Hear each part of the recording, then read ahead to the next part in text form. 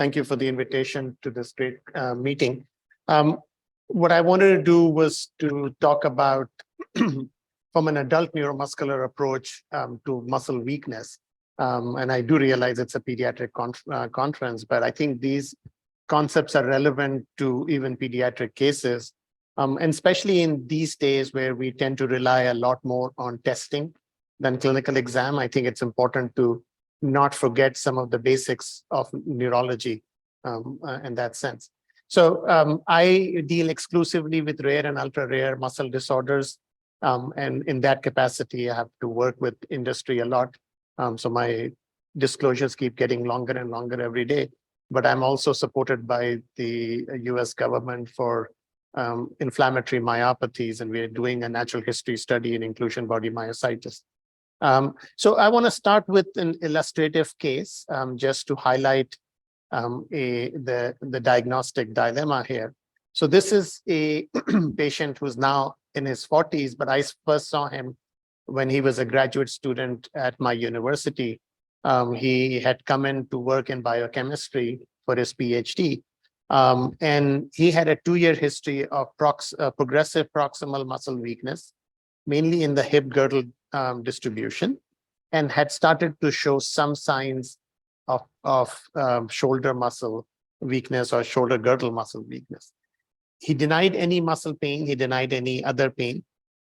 He had noticed some dyspnea on exertion, which had started gradually and very insidiously. He had no skin rash and absolutely no family history. Now, he is of Hispanic descent. Family was originally from Mexico, but settled in California for many years. So this is his pertinent exam.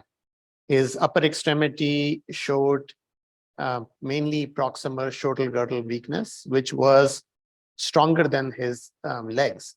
So his proximal muscles in the hip girdle were weaker than his proximal muscles in the shoulder girdle. Distal muscles were normal. He had absolutely no skin rash.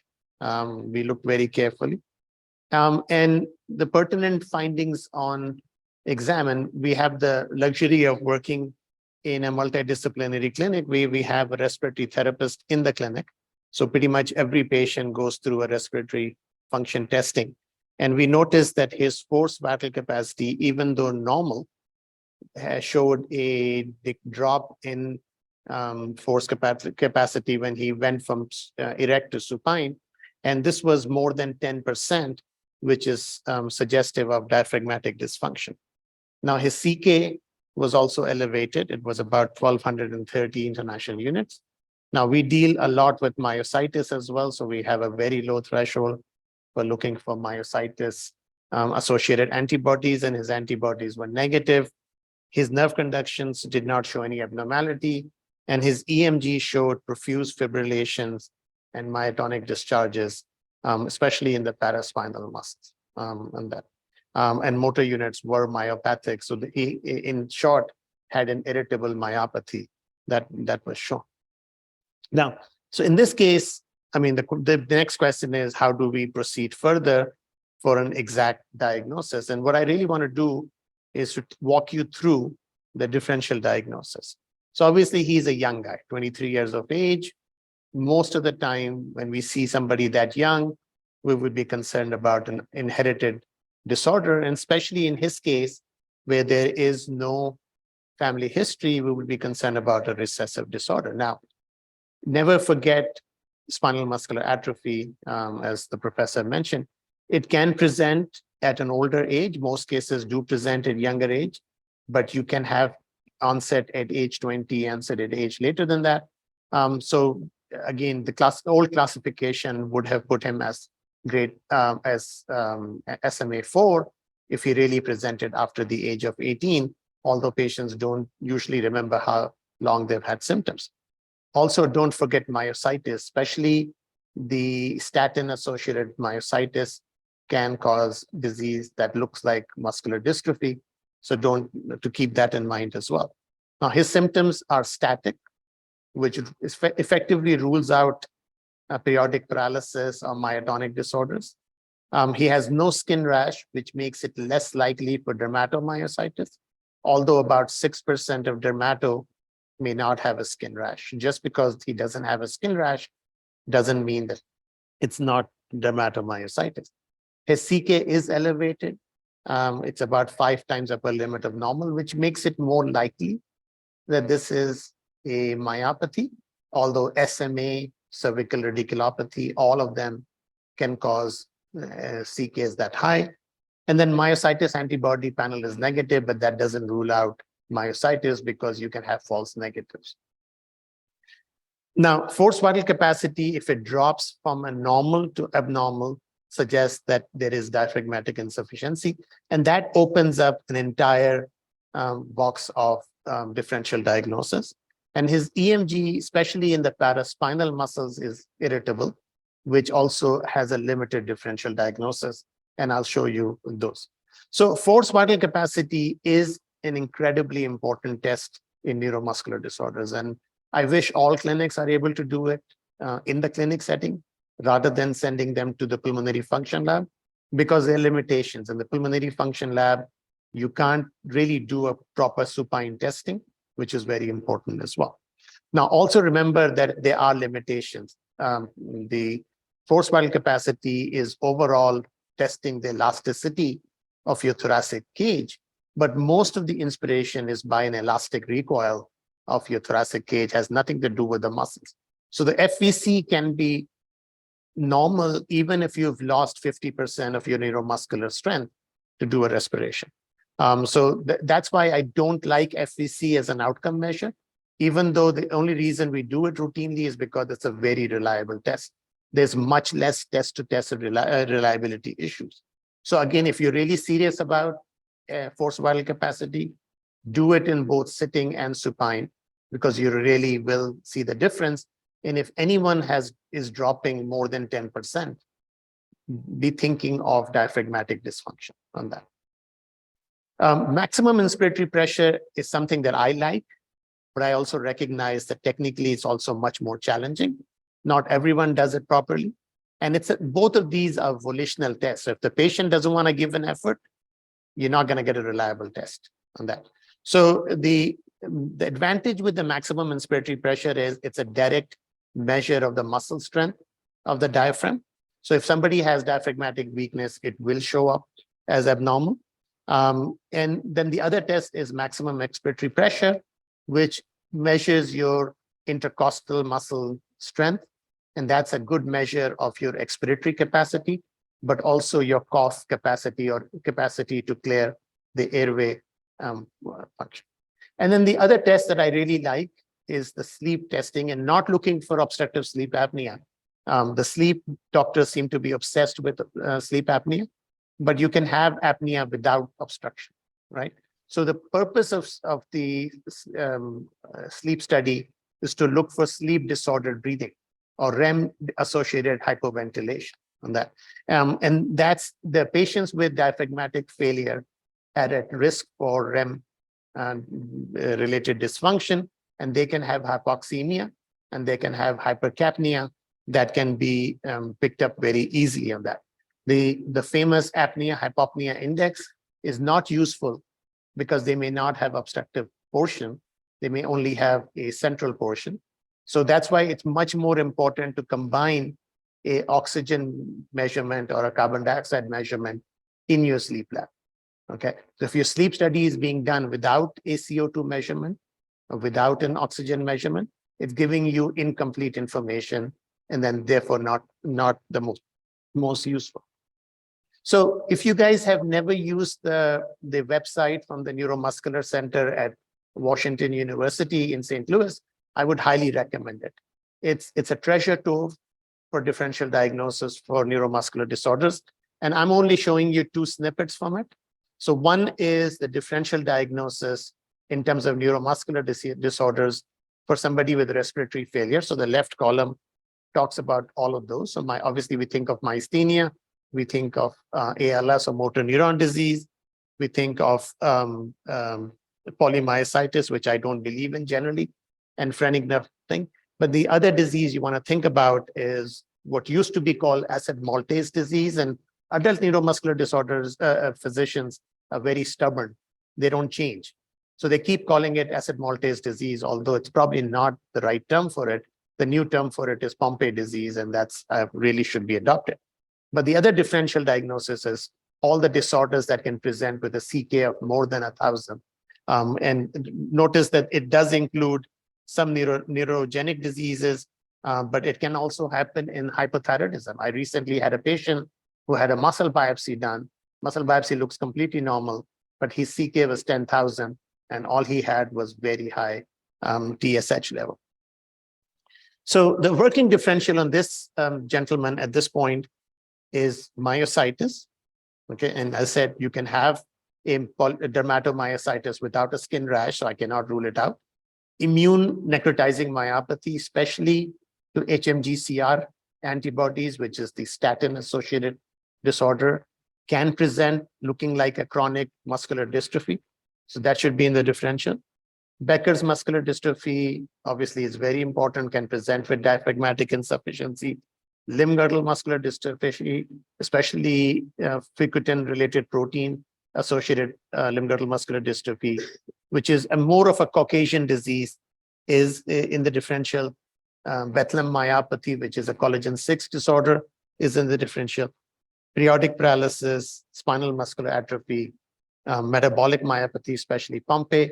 There's also a mitochondrial disorder called TK2, which can present like limb-girdle muscular dystrophy and has very prominent diaphragmatic deficiency. And there is a treatment trial going on for that, so you have to keep it in mind. And then some of the congenital myopathy, especially ryanodine receptor type 1, can present with axial weakness or respiratory failure. So why is this not myasthenia gravis? Because it's not the right age group for male patients. Most of the male patients usually present after the age of 40. At this age, 23, it's mainly a female disorder, although you can never rule that out based on the gender. His symptoms are static. They are not, and they are not related with fluctuation, which is incredibly unusual for myasthenia gravis. He doesn't have any ptosis. He doesn't have any fatigable ophthalmoplegia, and he has a high CK, which would be wrong for myasthenia, although about 2% of myasthenia associated with a granulomatous myositis, especially if they have a thymoma, so you can have a high CK. Why is this not periodic paralysis? Because the weakness is not intermittent, it's a static weakness. There's no relationship to exercise or carbohydrate intake. There's no history of repeated attacks, and there's no family history. All of those disorders are autosomal dominant. Could this be myositis? Probably. As I said, static weakness, even the lack of skin rash, the high CK, the irritable myopathy, all are consistent. If this was a rheumatologist, they would have diagnosed him with polymyositis based on the Bohan and Peter criteria, and it could very well be an immune necrotizing myopathy, which is usually associated with CKs of greater than 1,000. Could this be muscular dystrophy? He's a little on the older side for Duchenne, but this could very well be Becker's. His CK is not high enough for Duchenne or dysferlin. He doesn't have elbow or neck contractures, which is usually seen in Emery-Dreifuss or in collagen 6. And then he doesn't have calf hypertrophy or facial scapular. Too young for oculopharyngeal muscular dystrophy, but this could very well be a limb-girdle muscular dystrophy. Also look for skin lesions, especially in collagen 6. You have very prominent skin lesions, especially keloids or pigmentary hypertrophy. And then I said this could very well be type 4 SMA, which can give you proximal weakness, which usually gives you CK of up to 3,000. If your skills are not great, you can misread an EMG from a neurogenic to myopathic, but it's very unusual, especially in type 4, to get this degree of diaphragmatic insufficiency this early. So what we did was we sent him for a muscle biopsy, and I'm sure pediatric neurologists are cringing because they don't like muscle biopsies, but there is a place for it at some point. But unfortunately, this muscle biopsy came back negative. He only had a small number of degenerating and regenerating fibers. There was no inflammation, no vacuoles, and his MHC class 1 staining was negative, which rules out a myositis. and his biopsy was not supportive of necrotizing myopathy. So we went next to the whole blood GA analysis. So GA is acid alpha glucosidase. It was very low. The normal is more than 10 picomoles. He was less than 3.8, which is the definition of Pompe disease. Now, we should never diagnose Pompe based on only the enzyme, because you can have a false negative. So we performed, because we had a muscle biopsy available, we performed it on the muscle. It was 15% abnormal, which is low. So anything below 30% is abnormal. And then we further confirmed it with mutation analysis, and he had 2 mutations. One was the common Caucasian leaky splice site mutation, which we pretty much see in all Caucasian patients. And the other one was a pathogenic mutation. So we established the diagnosis of late onset Pompe disease, or what used to be called acid maltase disease. So it has many names. As I said, acid maltase is what most adult neurologists refer it as, but the current biochemical classification is glycogen storage type 2. It's a lysosomal storage disorder.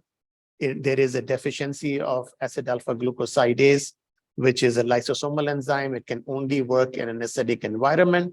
So if you don't have this enzyme, you get progressive accumulation of glycogen in the lysosome. It's an autosomal recessive disorder.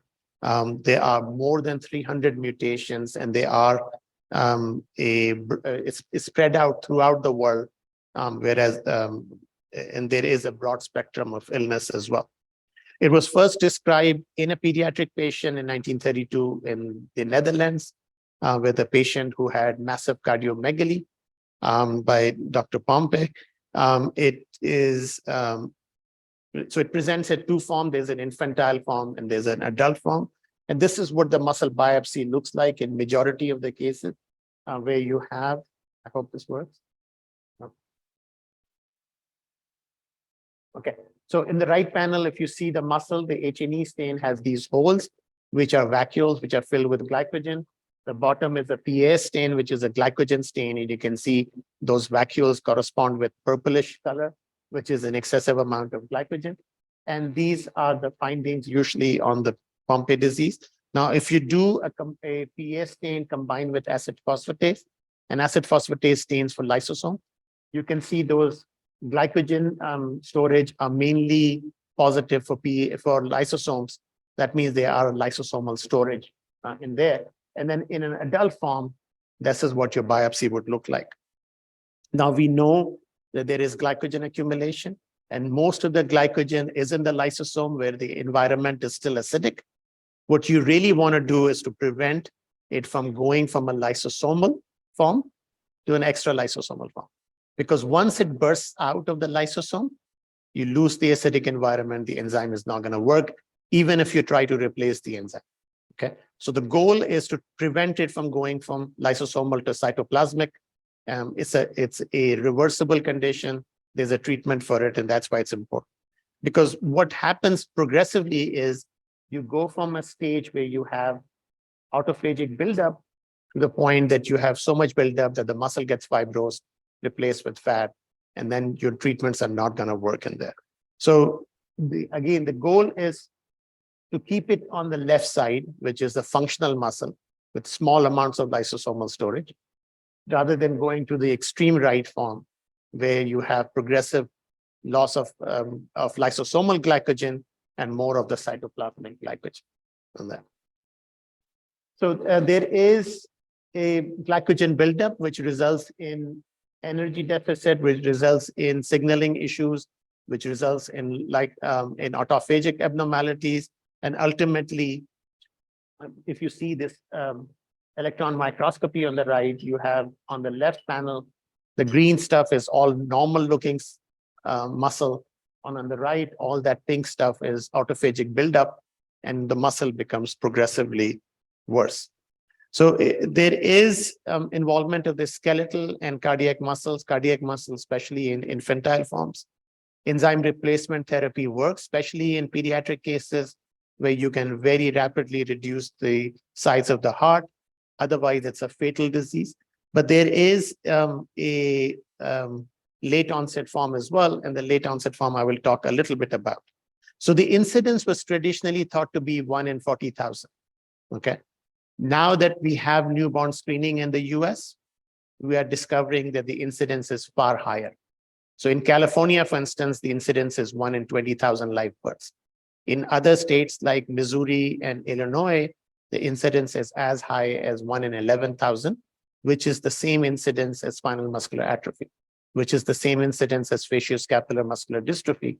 But somehow we are not seeing these patients in the clinic, which means that either they're not being diagnosed and misdiagnosed, or that somehow not all of these mutations are pathogenic or penetrant on that. There are certain populations which are a higher risk. So the Dutch, for some reason, have a higher incidence. African Americans, especially in the US, have a much higher incidence. Their incidence rate is 1 in 8,000.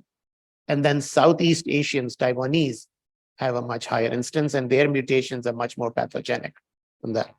As I mentioned, there was a late onset form described by Andy Engel in 1969, and it looks pretty much like a limb-girdle muscular dystrophy, to the point that till 2 years ago, Pompe disease was included in the classification system for limb-girdle muscular dystrophy, and it was given the label of 2V, which is a recessive disorder. It was unfortunately taken out 2 years ago because they don't have dystrophic muscle pathology, and that was one of the criteria for revision.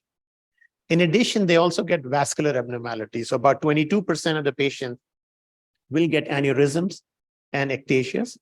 This is because of deposition of glycogen in the blood vessel wall. They get dysphagia, they get ptosis, they can get hearing loss. And one of the biggest problems is failure to thrive. They don't gain weight, they lose weight. And part of this may be related to the work of breathing because they're so dyspneic. And so again, remember the differential drop in FVC as a diagnostic point. And once you start treatment, you can stabilize the respiratory function. For some reason, the treatment penetrates the diaphragmatic muscle much better.